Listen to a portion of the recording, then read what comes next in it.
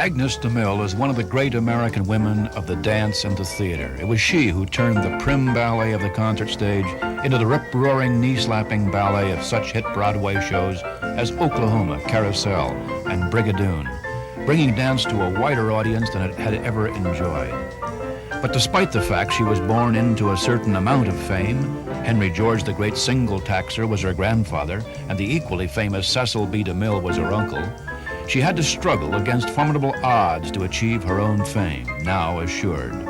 The years of struggle are recorded in the 8 books she has written, the most recent of which is entitled Speak to Me, Dance with Me. Mr. DeMille, one critic has commented about your work by saying it was full of fire, even funny, and entirely free of swans. You don't recall that, perhaps? No, it is free of swans, though, that I can guarantee. Yes, indeed it is, because you have made that transition from classical ballet to a kind of ballet which is, well, more indigenous to this country and more representative of the spirit of America. Why is it necessary to make that transition? Why did I feel it was necessary for me to make it? Right. Well, because I couldn't do swans. They'd been done very nicely by my betters, my elders and my betters, and I thought it was high time that somebody did something else, and I personally had to do what I can do. I like swans, and I like the pure classic ballets. I like the abstract ballets. I would very much like to do ballets like George Balanchine. I can't. That's a fact. So that turns you to ballets which drew upon the American experience. Well, it turned, no, not immediately, although the first solo dance I ever did was this thing called 49, and it was just the hold down and the breakdown and time steps and things in a sunbonnet, and I had a certain quality, and John Martin, who was then the critic of the New York Times, said, I don't know whether to laugh or cry, but it makes me choke up, because it reminds me of things that happened before I was born. And so that was nice. Oh, and the best criticism I ever had was from Jacob Javits, who saw me do this, and he said, when you cross the stage and do this, he said, I know why I'm an American. Really? You've done a great deal, and even more recently with your Heritage Theater in North Carolina, and drawing upon the folk music, the legends of America. Everything. Everything. Yes. Well, now the thing is that we're the only country in the world that doesn't have a heritage theater, an indigenous folk theater. The only country. Ghana has 3, Mexico has 4, the Philippine Islands have 3 or 4. We don't have anything, and we have a marvelous heritage. It isn't just sunbonnets, you know, it's all of tap and jazz and all the marvelous Negro black forms and the ethnic forms and all our theater forms. And I thought it was time somebody did something about it, and I've always loved them. Are we as Americans less interested in our heritage or less interested in dance? We're very interested in dance, but like all colonials, we don't think we can do it well enough. Oh, and we're still colonials. I think so, very deeply. But the rest of the world disagrees, because our dances and our popular songs are what all the rest of the world is singing and dancing. I was in Vienna in October, and on every single taxi cab there was rock music with American voices singing.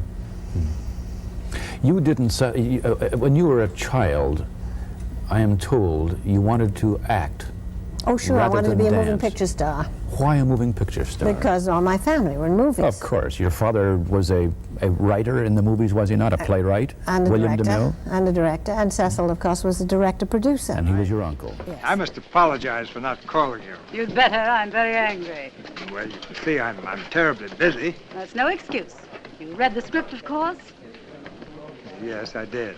Then you could have picked up the telephone yourself instead of leaving it to one of your assistants. What assistant? Now, don't play innocent. Somebody named Gordon Cole.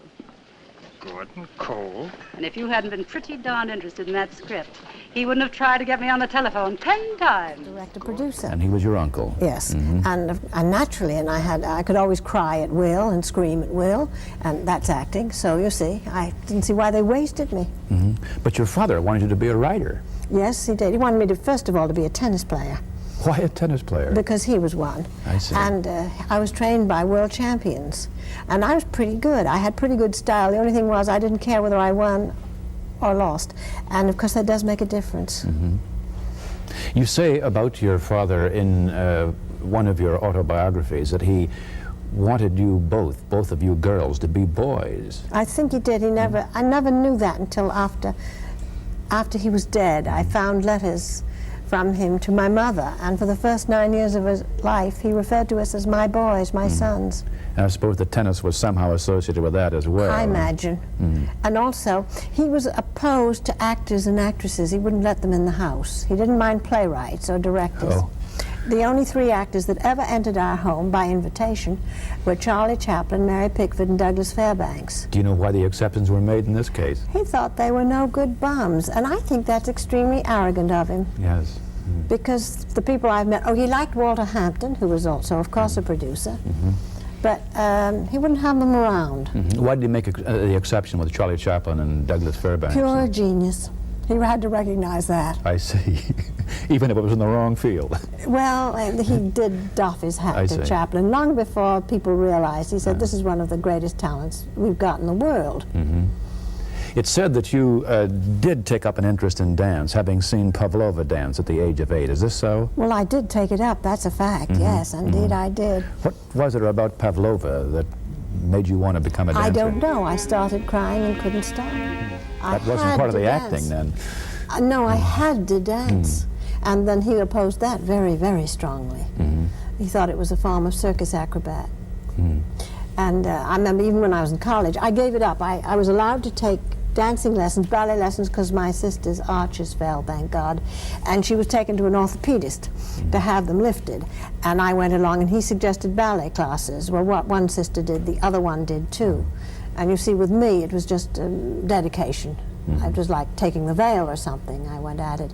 And Miss Loy spoke in one of the sessions with you about Valentino's wife. I think she meant Rambova. That was my teacher. I see.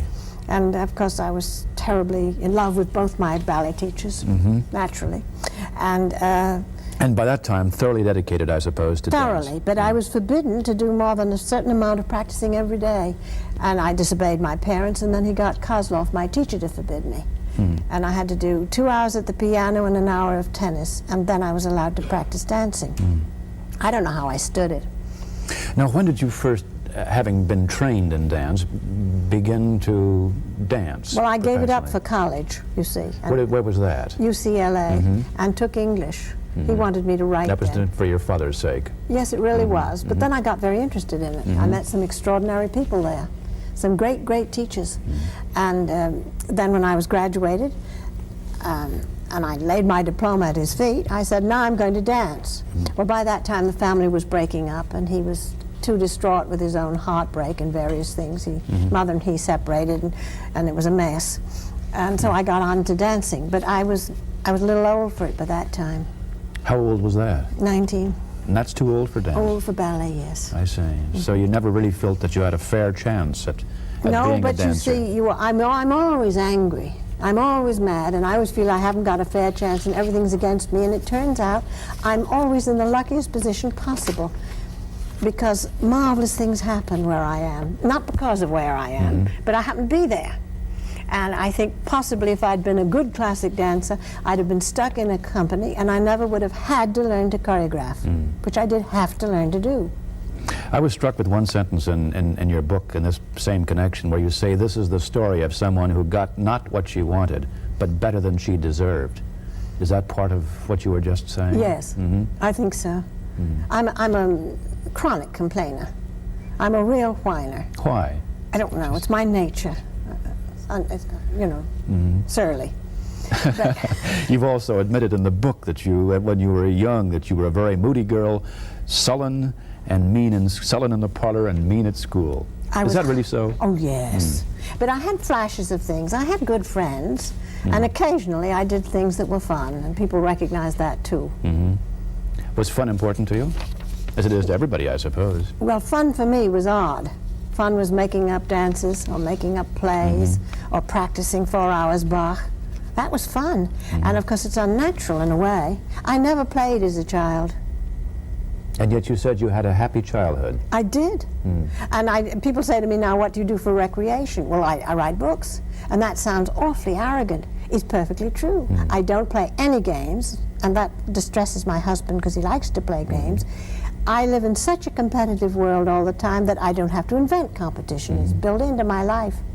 Do you feel there's only half enough time to do what you want to do? There isn't enough time, Yeah. but I don't waste it playing games. I have just too much fun doing other things. When did you first go to London? Well, we went as school children, first with my mother, and then we came back, and I went, this new book is about when I went in 1933 Yes. on my own to make my own way away from my mother, and absolutely on But my the own. book is a series of letters to your mother, so you kept in very close touch with your Oh, mother. well, yes. She was alone, and she loved me, and she was the one that behind my career and behind me. And I wrote to her long letters every week. And you said in the book, she married me, and as a wedding gift, she gave me my career. She sacrificed financially in order to support you That while is you were true. in London. You were not earning your own way in London, despite Couldn't. the fact that you were dancing.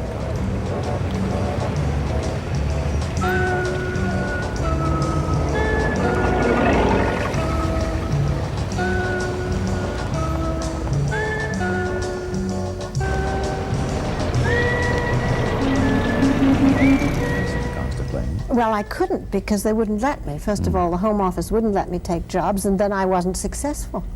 That is, I was artistically successful to a degree, but I couldn't get a job. My first job was with Cochran, Charles Cochran, in the Gertie Lawrence show. Tell me about Gertrude Lawrence. She was acting in this show, She was which the you, star which of you Ned were, Farron, the where you were Cole directing the Porter, dancing. Cole Porter, yes. Well, she was just magic, absolute magic.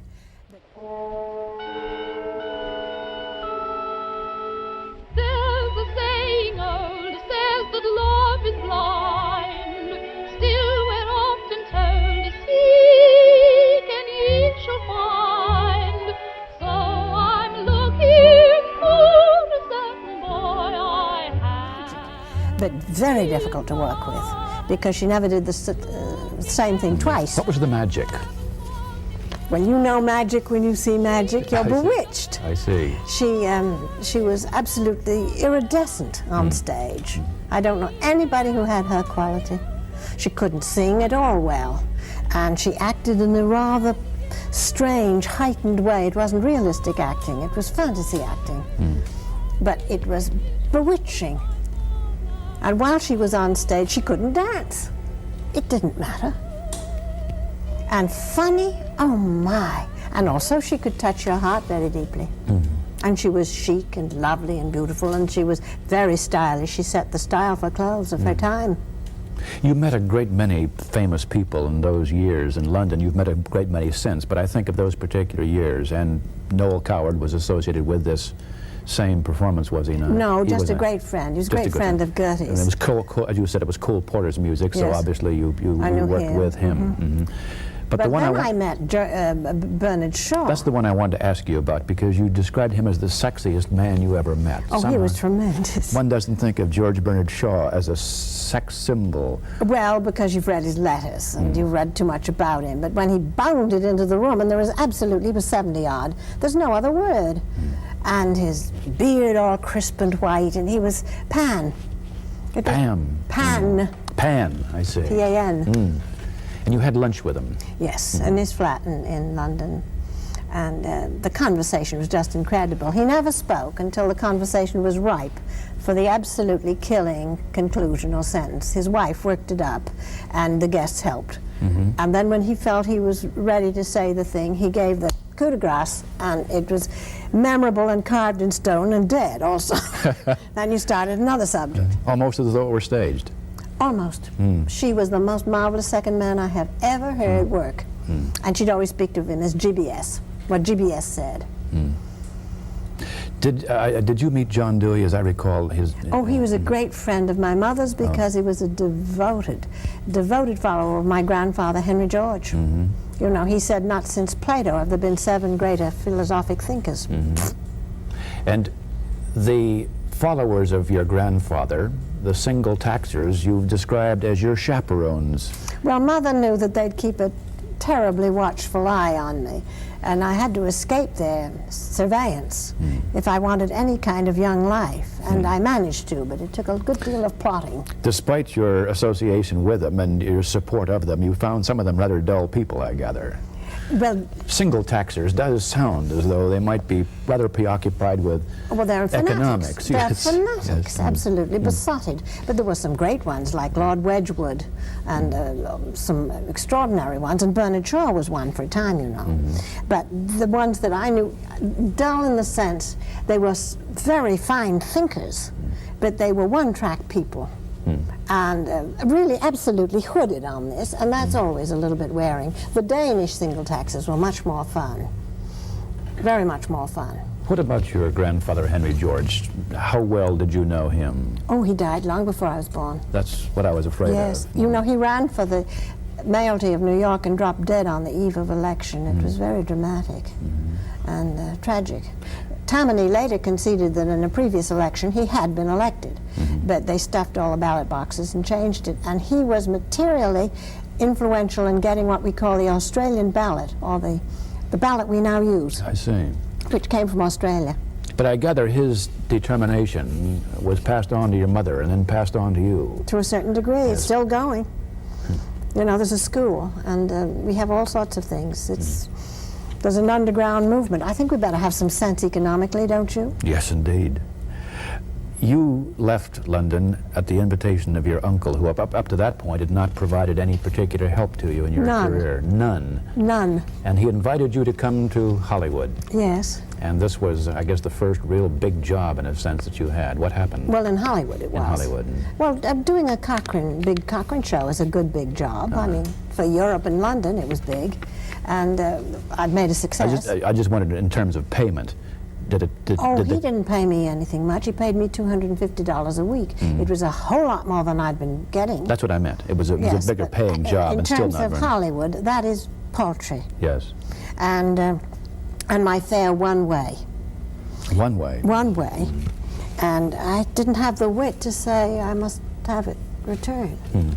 But anyway, it was to dance naked on the bare back of a bull. Well, I feel very uneasy with cows. And however... That sounds like almost the stereotype of Hollywood, an almost unbelievable kind of thing. But Cecil was like that. Cecil was stereotype, but he invented stereotype. And he believed it so completely and with such flamboyance that his pictures still stand as absolute top examples of their kind. And there are always marvelous things in them. What I think he failed to do, mind you, I haven't been asked, but given me the opportunity to say, is photograph men and women. I don't think he'd ever met any. Any men and women, real people? No, I don't think so. He saw them in terms of historic symbols. And when he did, let's say, the Exodus, I think it's moving to the point of tears. But home scenes of Moses and his mother, I think, are not so convincing. You describe him so succinctly in your book. He kept sex, sadism, patriotism, real estate, religious and public relations dancing in midair like jugglers' balls for 50 years. Well, That's he did. quite a combination. Well, he did. And he died rich, and he died successful, and he died very famous, and he's one of the few Hollywood figures that stayed at the top right through. And when he died, he had 6 pages of the Los Angeles Times dedicated to him. It's, you know, that's very unusual. Well, the end of this particular story, if you're going to dance naked on the back of a bull, was not a particularly happy association. No, he said I had no sex. The bull didn't seem to, well, I don't know. Anyway, there was a matter of, it wasn't a matter I could discuss naked under the searchlights in front of the entire company. If he thought I had no sex, I had no sex as far as he was concerned, but it hurt my feelings. I should think it would. And so you returned to Europe then. I returned to Europe. When did you move from dancing into completely into choreography? Well, you had decided then that you weren't going to be a dancer. At some point you had decided, did you? No, I was told. I see. And that was after I came back from Europe and was employed by Ballet Theatre, which is now known as the American Ballet Theatre, and I think it's the finest company in America, to do some choreography. And I said, fine, I will. And I'll do this for myself. And the gentleman who was hiring me said, you will not dance in it. You have to do something you won't dance in. And I said, I won't do it. And he said, listen to me. I've seen Joaquin make this mistake. I've seen Modkin make this mistake. You will stretch your talents and you will become a much bigger artist if you will work for somebody else. You're always working for your own body and your own personality, and it's limiting you. And he never spoke a truer word, nor did I ever listen to one. I didn't want to. That's again what I say. I didn't want to. I fought that. But I had to get outside of myself and see what a really well-trained body could do and what somebody who didn't have my particular knacks. I'm a good comedian, for instance. I had to work with somebody who wasn't such a good comedian and put it into the gesture. And it did stretch me out. Yes. How do you bring this about in working with others and get them to Oh, that's perform? a long process. I think Slow process? I long imagine? and slow and tedious, and I have to think it through my own body first, you know, and do things, and then I get a chosen few who know me pretty well, and I know them, and we lock ourselves away secretly, and I just try things out hour by hour until I get a piece of movement that looks quite wonderful and effective and rhythmic and, you know, with a beat in it. Does it have to feel good as well? Yes, always does. Yes. And then I said, that's that. And then when I get enough of them, then I have building blocks, so to speak. And I have my vocabulary for the new dance.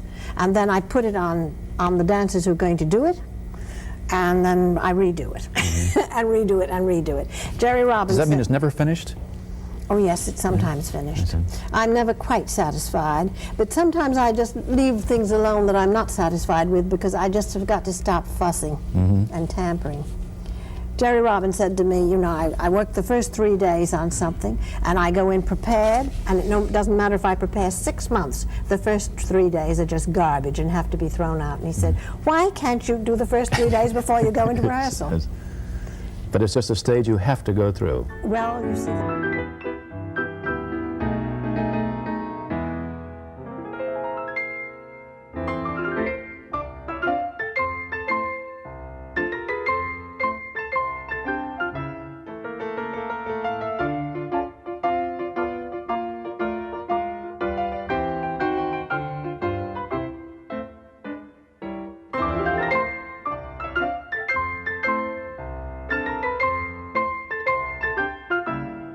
Well, you see, the big good things come instinctively. They come almost by accident. But you can't count on this, and you never get them if you haven't done the slugging work before. Yeah. Was Rodeo the first big success in this respect? Yes, it was. And it was a real true success. And it was done with the Ballet Russe. Ballet Russe de Monte Carlo during the war, and we got 22 curtain calls at the Metropolitan Opera House the opening night. And with European dancers. Was there any difficulty? No, they weren't. They weren't. So many. There were a great many American and Canadians, though they had Russian names. And the reason I was permitted to do it was because we were in war, and they suddenly decided it would be a very good, patriotic, and timely thing. Popular, you see. If they did an American ballet on an American subject by an American, this was the bizarre aspect.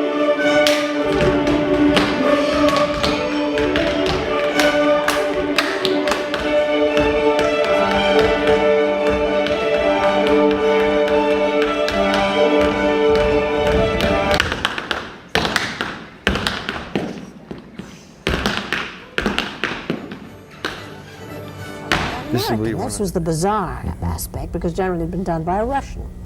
And so they came to me and said, did I have an idea? And I didn't. But I said, of course I do. And then I thought hard for 2 days and came up with this and got Aaron Copland, demanded Aaron Copland, and we got to work. And it's about writing and so forth. A lot of the work I'd prepared in London before. And I showed it to the people. It's very difficult to do. Very difficult. And the Russians said, this is not dancing. And I said, I didn't say it was, but this is what you're going to have to do. And they just left the room all block. So that left the Americans and Canadians. And you could teach them about... They were willing to be taught. And those men never moved like that. I tell you, when they hit the stage that night, there was a roar from the house. There really was. I'm not exaggerating. And the cast itself, I suspect, was very excited about this kind of dance. Tremendous. And the men in the pit playing the score for the first time. You know, it's a very fine score. It's become American tradition. Yes, of course. Well, they're standing up, you know, beating with their bows on the strings. You don't get the Union boys to do that. It was an extraordinary night. What about the night that Oklahoma opened? Well, you know, it wasn't so much of a success. It wasn't? No, we couldn't fill the house. Not nearly. I knew it was going to be something of a success because of the Boston success. And so I'd bought 10 tickets, I think it was, or maybe it was 8, in the front row of the balcony. You could afford them then. It was $2.50 each, or maybe these tickets were $2. And I was getting $50 a week at that point. But I did, because it was a splurge, it was a gala. And then I couldn't find people to put in them. I went out onto 44th Street and dragged in some dancers that were loitering and said, "You want to see an opening?" And they weren't averse, so they came in and sat down. And the press wasn't all that much the first night. Why? I don't know why. Brigadoon's press was better. But this rolled up. My goodness me, what happened? Yes. 2 days later, 3 days later, the queue was around the block.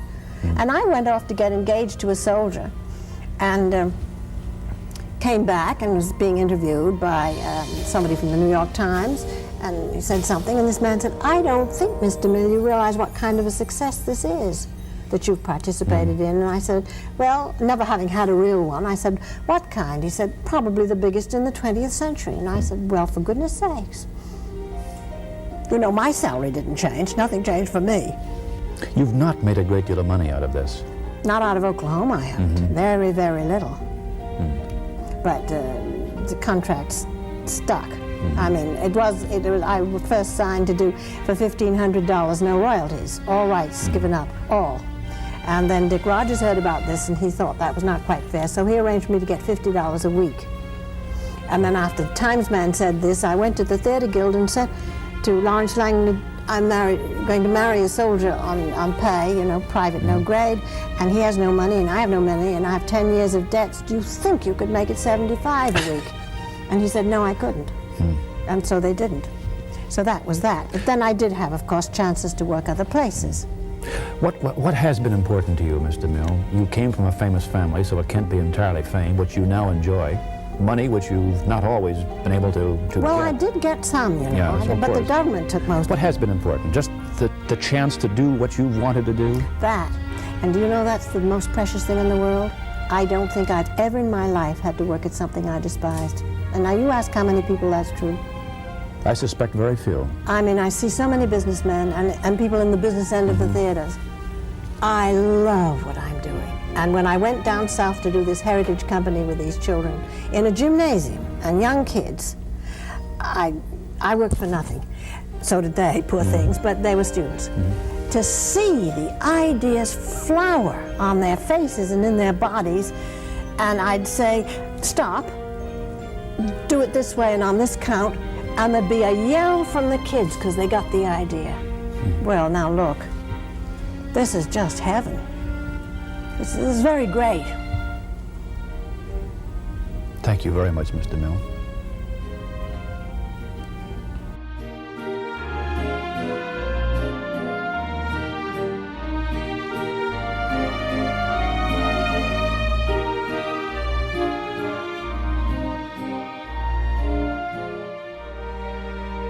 See you next week for the unfathomable Maris Cunningham. I'm still trying to figure him out. Men and women begin to enter and watch the fight.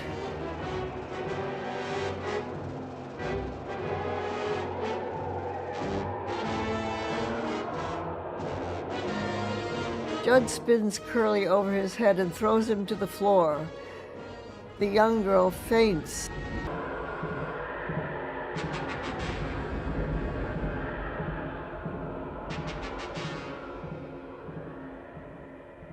Judd finishes off the unconscious Curly and carries Laurie out, high above his head like a conquering hero, to the shock and horror of the townspeople.